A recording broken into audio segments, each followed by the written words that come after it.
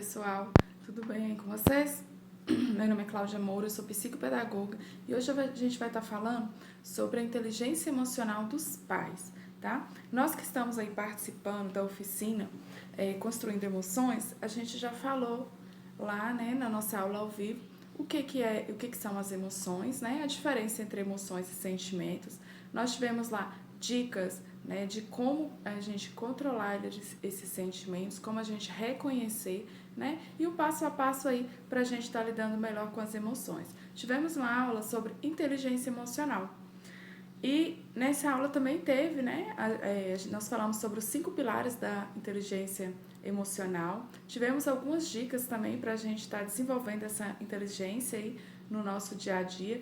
Vimos a importância, né, por que é necessário a gente ter, quais as consequências de quem não trabalha inteligência emocional. E hoje a gente vai estar falando dessa inteligência emocional nos pais. Mas espera aí, por que a gente está falando dos pais? Por que a gente dos pais é diferenciado?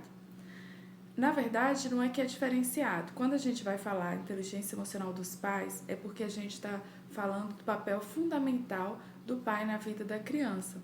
Então, quando a gente, como pais, nós somos espelho para os nossos filhos. Então, quando a gente trabalha nós mesmos, nossos comportamentos, isso aí vai refletir nas nossas crianças, tá? Então, ultimamente eu tenho falado bastante na questão do desenvolvimento infantil, tá? Eu vou explicar a vocês por quê. Eu trabalho com a psicopedagogia clínica e institucional já há algum tempo. E eu tenho acompanhado o desenvolvimento de algumas crianças, a dificuldade de algumas crianças, muitas delas, os pais me procuram acreditando que a criança tem algum tipo de transtorno, que a criança tem alguma dislexia, descalculia, alguma coisa assim que esteja atrapalhando a criança. E muitos dos casos eu vejo que são questões emocionais, tem questões também psicomotoras que atrapalham as crianças, né? Que se vocês tiverem interesse de estar vendo no canal do YouTube que tem alguns vídeos falando a respeito, vocês podem estar vendo depois, tá? Mas assim, a questão do emocional, ele acompanha muito a criança. Então, a primeira infância, que é aí do nascimento até os 6 anos de idade, ela é a fase de maior desenvolvimento do cérebro. Então, quanto mais estimulada a criança for, mais ela vai desenvolver, porque o cérebro ele está pronto para responder esses estímulos aí. E esses estímulos, eles vão ser emocionais, sociais, psicomotores, motores, né? Todos os aspectos da criança a gente precisa estimular. E quando a gente fala das emoções, a criança ela pode ser estimulada aí também de uma maneira inadequada, porque a criança ela aprende mais pelo que ela vivencia. Então, por mais que a gente fale para a criança o que é certo, ela sempre vai aprender pelas nossas atitudes, né? Então, assim, o nosso bem-estar emocional é que elas vão observar e elas vão aprender. Então, não adianta eu ensinar para minha criança ali que no momento de raiva eu não posso gritar, não é que eu não posso, não é necessário, né? Eu posso me controlar, eu posso ali não ter que gritar, não bater no coleguinha, não bater no irmão, eu controlar esse impulso, se na hora que eu estou com raiva eu não consigo me controlar. Eu não adianta eu falar para a criança que não é adequado gritar, se quando eu vou brigar com ela, quando eu estou nervosa, eu vou gritar com essa criança. Tá? Então, se eu sou uma pessoa extremamente ansiosa, a minha criança ela vai aprender essa ansiedade comigo. Né? E uma curiosidade aí minha particular, uma vez eu falei para o meu filho, hoje ele já tem 12 anos, mas na época eu acho que ele tinha uns 9, 10 anos. Que ele não tinha feito algo importante que ele devia fazer. E aí ele falou assim, mas eu não tenho tempo, a gente só anda atrasado, a gente está atrasado o tempo todo. Então, assim, isso levou a eu refletir sobre o peso que eu estava colocando para eles, porque realmente eu falava o tempo todo, corre, vamos fazer que eu estou atrasada, nós estamos atrasados, eu tenho que chegar a tal hora em tal lugar. Então eu estava sobrecarregando ele com isso, porque eu trabalhando demais, né, e o tempo de estar em casa era curto, E a gente precisa respeitar esse tempo da criança também, né? Quando ela está cansada também.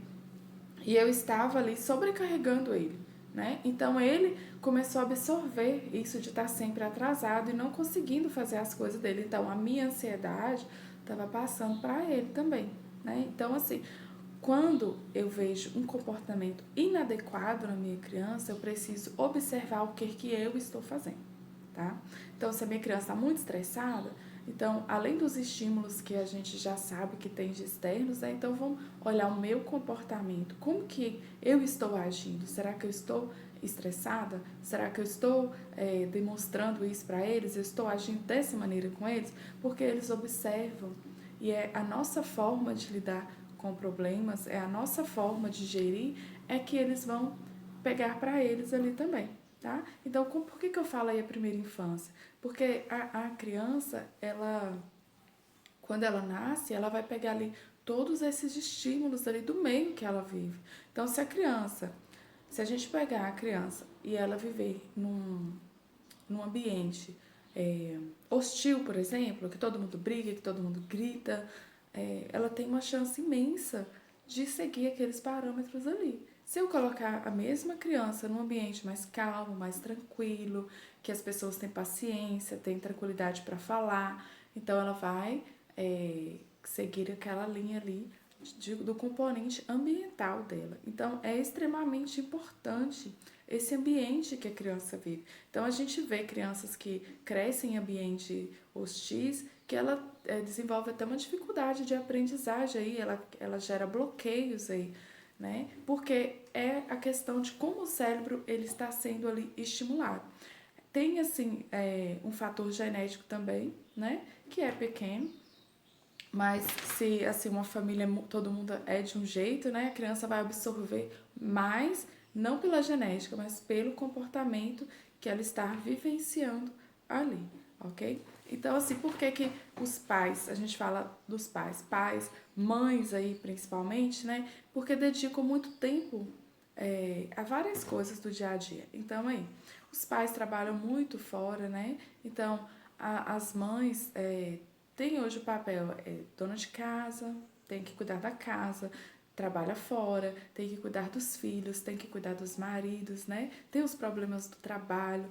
Então, assim, tem os nossos problemas, né, internos de mulher mesmo, as nossas complicações, assim, naturais, digamos assim, né? Tem os períodos aí de TPM, tem tanta coisa, assim, as ansiedades do dia a dia. Então, assim, a gente acaba não tendo um tempo pra gente, porque a gente tem a mania de priorizar sempre os outros, né? A gente prioriza os filhos, prioriza o marido, prioriza a mãe, prioriza os irmãos, e às vezes a gente deixa a gente por último. E isso não é saudável, né? Então, assim, não é egoísmo eu tirar primeiro um tempo para mim. Então, é necessário aí os papais, as mamães, né? O pessoal que trabalha aí na área da educação agora, nesse momento, a gente sabe como que tá difícil, né? Toda essa realidade aí de educação diferente que a gente tá bem complicado, né? Então, assim, a gente precisa tirar esse tempo aí para desenvolver, né, as coisas que a gente gosta, para cuidar da gente mesmo, para fazer esse carinho. Porque aí, se você deseja criar filhos saudáveis emocionalmente, a primeira pessoa que a gente deve cuidar é nós mesmos, tá? Então, lembrando disso tudo que eu já falei aí, que eles vão observar o nosso comportamento. Então, a gente vai precisar de cuidar de nós mesmos, né? De cuidar dessa nossa saúde emocional para que a gente possa, ao mesmo tempo, cuidar da criança, tá? Então, assim, o que eu tenho falado mais a respeito da primeira infância é porque tudo que a criança ela vivencia ali na primeira infância, ela vai carregar ali para a vida adulta. Todo o desenvolvimento dela, então tudo vai ficar marcado, tudo vai ficar registrado ali. Então, os comportamentos que ela vai ter na fase adulta vai ser de coisas que ela viveu ali na primeira infância. E muitas vezes, e isso aí é inconsciente, viu, gente? Ela não é coisa consciente que ela vai lembrar, é o inconsciente. Então, são experiências que a gente teve, muitos comportamentos do que a gente tem hoje são experiências que a gente teve lá na nossa primeira infância, tá? Então, por isso que é tão importante a gente cuidar dessa criança aí nessa fase. Ah, mas meu filho já é adolescente, meu filho já está adulto, já está entrando na fase adulta, né? Então, o que eu vou fazer? Já passou? Não. Então, a gente precisa mudar agora, tá? Então, toda mudança no ser humano ela é válida, toda aprendizagem é válida. Então, muitas das coisas dos erros que a gente cometeu, né? Que a gente nem pode chamar de erro, né? Porque a gente também nem sabia. Então, tem quantas coisas que a gente está aprendendo agora, quanto ao nosso emocional, quantas coisas que a gente está observando agora, que são coisas que não são adequadas para ser feito. Eu mesma, quando eu vou estudando, vou aprofundando no tema, eu vejo, nossa, se meu filho fosse pequenininho agora, o olhar seria diferente. Quando ele era pequenininho, eu não agia dessa maneira. Mas sempre é tempo de mudança, né? Então, a gente precisa estar em constante movimento, em constante evolução, né? Então, a motivação. O que é a motivação? Qual o motivo que eu preciso para ter essa ação, né? Então, qual é o motivo eu melhorar os meus comportamentos, né? Eu melhorar a minha relação em casa. Então, assim, vocês observaram aí, geralmente, as atividades práticas que eu passei aí para vocês são momentos de interação em família, porque tem muito tempo que eu venho observado que as famílias não têm esse momento de interação. Eu trabalho com crianças na clínica que elas estão cansadas, sobrecarregadas de tantas atividades, de tantas aulas, né?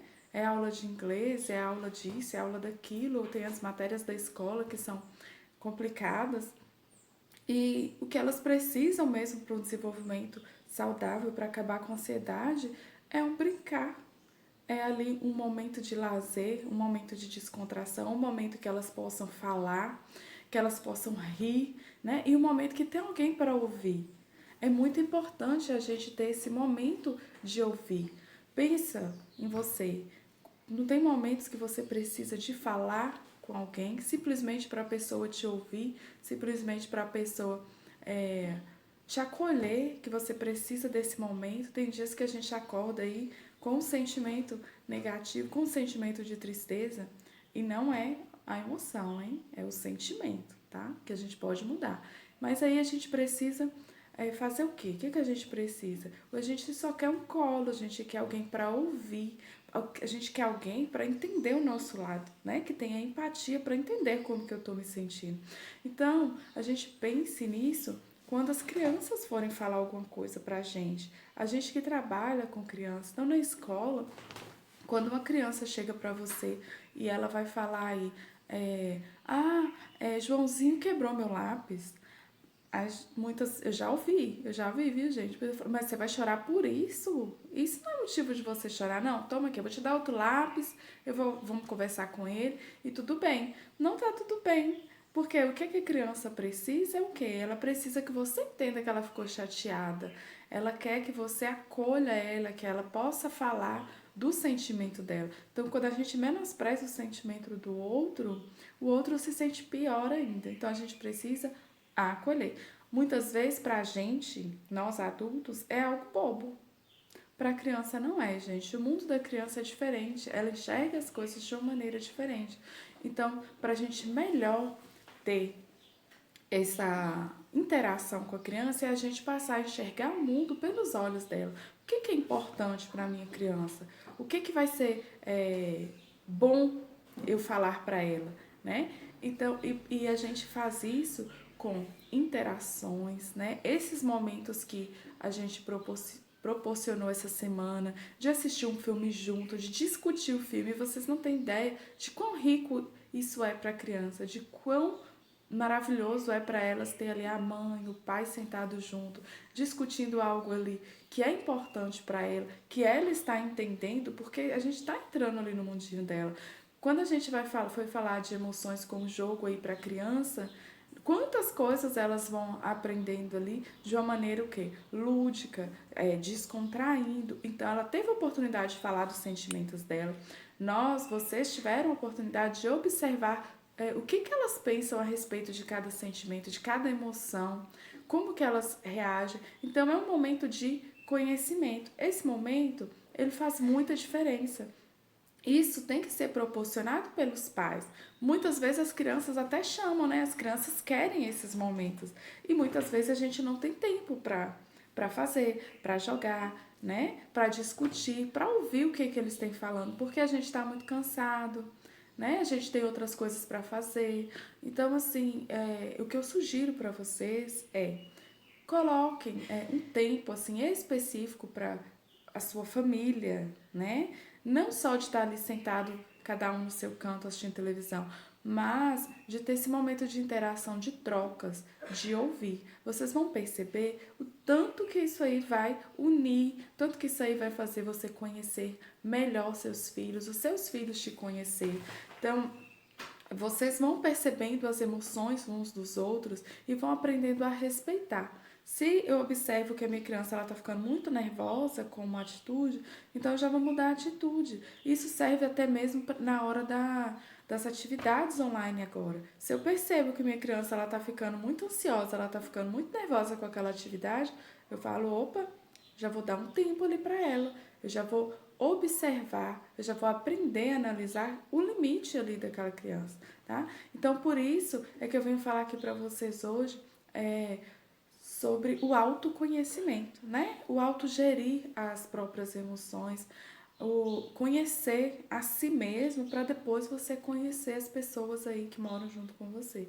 Então, primeiro você tem que ter a proporção aí de quem é você, né? Responde essa pergunta internamente. Se eu falar assim, quem é você? O que, que você vai me falar? Você vai me responder a sua profissão, por exemplo? Né? Então faz uma análise aí de quem é você, tá? Observe do que você gosta, o que você não gosta, coisas do cotidiano, o que você mais gosta de comer, aonde você gosta de ir, que tipo de ambiente você gosta de estar. Você é uma pessoa que gosta de música, você gosta mais de silêncio. Quando você acorda, o que mais você gosta de fazer? O que precisa proporcionar aí? Então, são pequenos detalhes que fazem o nosso dia a dia e são pequenos detalhes que passam despercebido, tá? Então, a vida, ela vai passando simplesmente pelos nossos olhos porque a gente vai agindo no automático. E o que eu quero propor para vocês são essas pequenas mudanças do dia a dia, ok? Nós tivemos aqui mesmo a oportunidade aqui de estarmos trabalhando isso no dia a dia. Quantas pessoas foram que participaram das aulas ao vivo? Todos vocês participaram? Não participaram, né? Quantas pessoas fizeram as atividades práticas? Foram todas as pessoas que fizeram? Com certeza não foram todas, né? O retorno que eu estou tendo é de um percentual bem pequeno pelo tamanho do nosso grupo, né? Então a gente precisa de quê? De comprometimento. E quando a gente fala que eu não tenho tempo, é porque aquilo dali não é prioridade na minha vida. Então a questão não é falta de tempo, a questão é o que é prioridade na minha vida, tá? Então, que você possa colocar você mesmo como prioridade, tá? Com os aspectos que vá te melhorar como ser humano, que vai te melhorar como pessoa, que você vai se sentir melhor e quem esteja ao seu redor vai estar melhor, tá? Coloca isso como prioridade, coloca a sua família como prioridade, tá? Então, deixe momentos para a família, deixe momentos para os seus filhos, tá? A gente vai estar falando um pouquinho sobre a inteligência emocional das crianças na próxima aula. Eu vou estar especificando para vocês atitudes, o que pode estar fazendo aí com essas crianças, tá?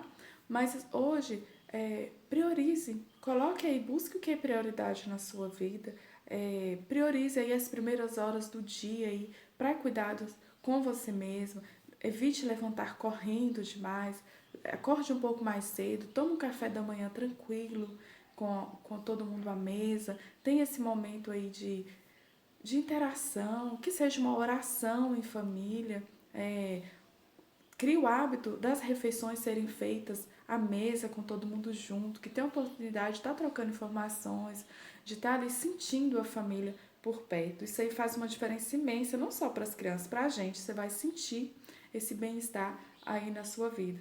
Então, é uma questão de prioridade, ok? E o que eu quero falar para vocês mais é isso daí mesmo, tá? Então, vocês vão procurar a se conhecer melhor, a cuidar um pouquinho mais da sua saúde emocional. A saúde emocional estando bem, vai bem, a saúde física também, o intelectual vai fluir melhor, até mesmo o sistema imunológico da gente fica melhor, tá? Então, quando a emoção, a gente assim, não estar bem com a gente mesmo, até o sistema imunológico, a gente fica mais prejudicado, tá? A gente adoece mais, é mais favorável a gente ter alergias, né? Alergias constantes. Então, isso aí tudo tem a ver com o nosso relacionamento conosco mesmo, ok? Então, assim, que vocês possam observar a importância que é de você estar bem para quem está próximo de você, tá? O nosso relacionamento com o mundo, no nosso trabalho, com as outras coisas, ele flui bem quando a gente está bem conosco e quando a gente está bem em casa. Vocês já observaram isso? Então, se o seu relacionamento ali em família, ele está blindado, ele está forte, você se sente seguro e passa a segurança para quem está com você, você está sempre aberto a acolher as pessoas da sua família que moram ali com você e você se sente acolhido da mesma forma. Então, por mais que haja adversidades fora, né, no trabalho, em outros lugares, você sente aquele conforto, você sabe aonde ir, se sentir em casa, se sentir acolhida. Então, que você possa fazer isso por você e pelos seus, tá? Lembrando sempre que o primeiro a mudar tem que ser a gente. Não adianta a gente falar assim, mas meu marido não é assim, ele tem que mudar primeiro. Meus filhos não colaboram. Mas que a mudança possa partir de você, tá?